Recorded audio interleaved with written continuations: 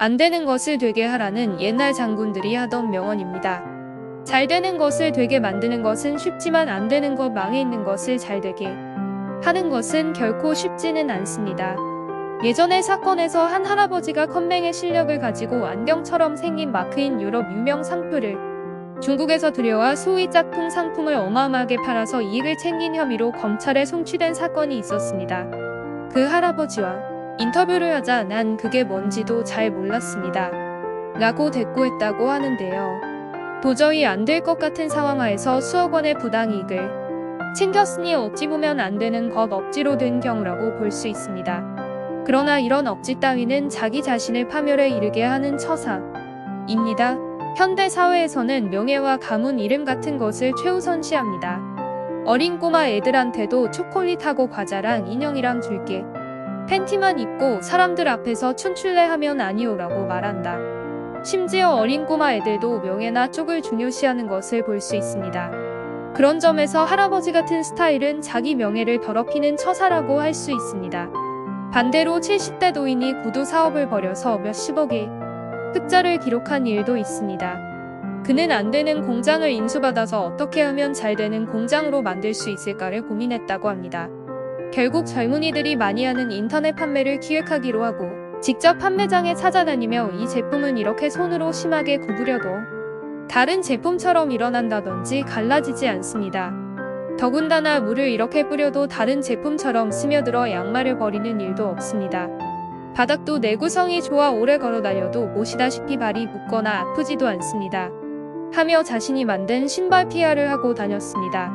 그 결과 온라인 상점에도 입점하게 되고 남들이 안 하는 상품 상세 페이지도 시도해보고 동영상까지 넣고 실험을 하는 장면도 넣고 하여 자수성가한 신발 판매원이 되었습니다.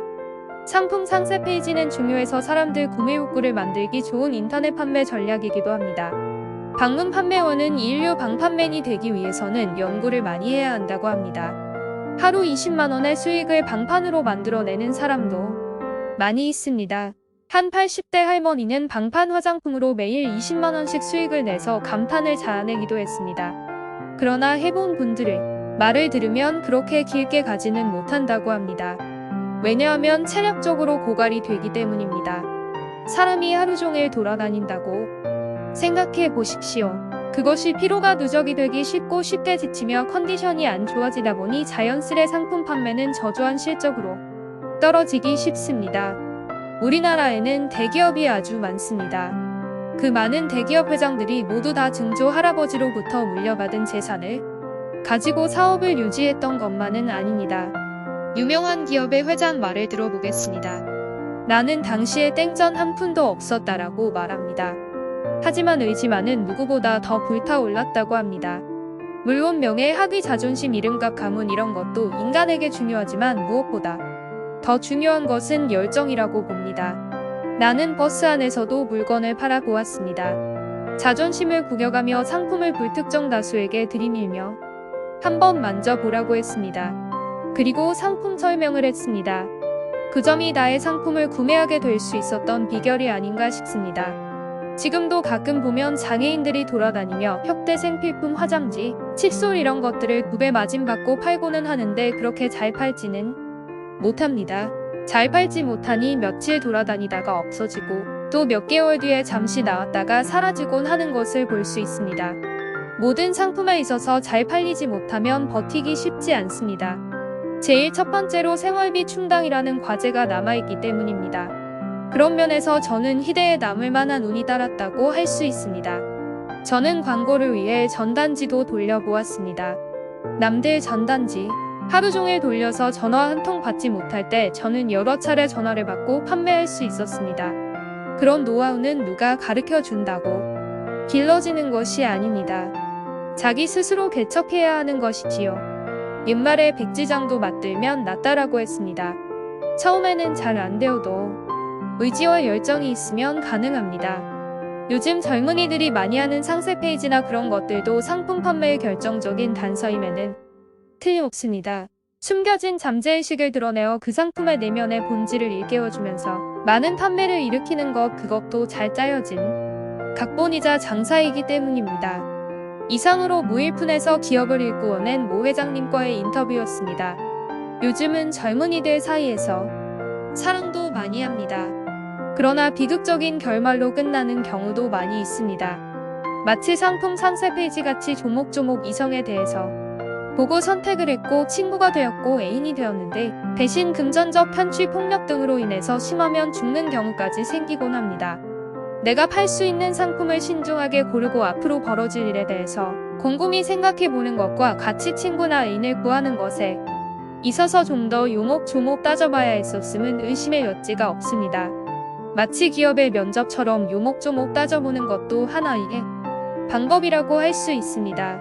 상품을 선택했으면 공장도 마련할 수 있는 것이고 해외에서 구매대에서 창고에 가득 쌓아 놓으면서 팔 수도 있는 것이고 상품을 사랑했으면 투자도 할 수 있는 것이고 쇼핑몰에 입점을 할 수도 있는 것이고 다른 내놓으려 하는 제품들과 어깨를 나란히 하고 경쟁할 수도 있는 것입니다. 그러나 만일 사랑처럼 첫 단추를 잘못 끼우면 그 다음은 가정 불화가 생기고 배신이 생길 수 있으며 다툼이 생기고 안 좋은 일의 연속이라고 할 수 있습니다. 그래서 상품 상세 페이지를 만들 때도 무조건 만들지 말고 남의 것이면 요목조목 따져보기도 하고 요즘 SNS로 리뷰를 기록하며 반응도 보고 채팅창을 열고 상품에 대해서 소통도 하고 그래야 분석 자료도 만들어지고 망해도 대처할 수 있는 자세가 나오는 것입니다. 요즘은 대량 등록 프로그램이 생기고 그 덕분에 수십만 가지 상품을 프로그램으로 등록하는 경우가 생기고 있는데요. 그렇다 보면 전적으로 남의 상품에 의존하게 되고 그 상품의 상품 상세 페이지가 어떻게 쓰여져 있는지도 모르게 되고 그런 상태에서는 장사를 하더라도 문제점이 속속 등장하기 마련입니다. 게다가 그 많은 사람들이 똑같은 상품을 똑같은 사이트에 똑같은 상품 상세 페이지로 도배를 한다고 생각되면 가격이 점점 다운되기 쉽고 안 좋은 일도 생기기 쉽습니다. 저작권 문제라든지 악의로 상대를 괴롭히는 그런 경우도 많이 있습니다. 그럼 자기 상품을 도매 사이트에 올리지 말면 되지 않냐라고 따지지만 그들은 그들 나름대로 상대를 공략하여 금전이나 그 어떤 이득을 취함을 목적으로 삼기 때문에 빠져나가기가 그리 쉬운 일은 아닙니다.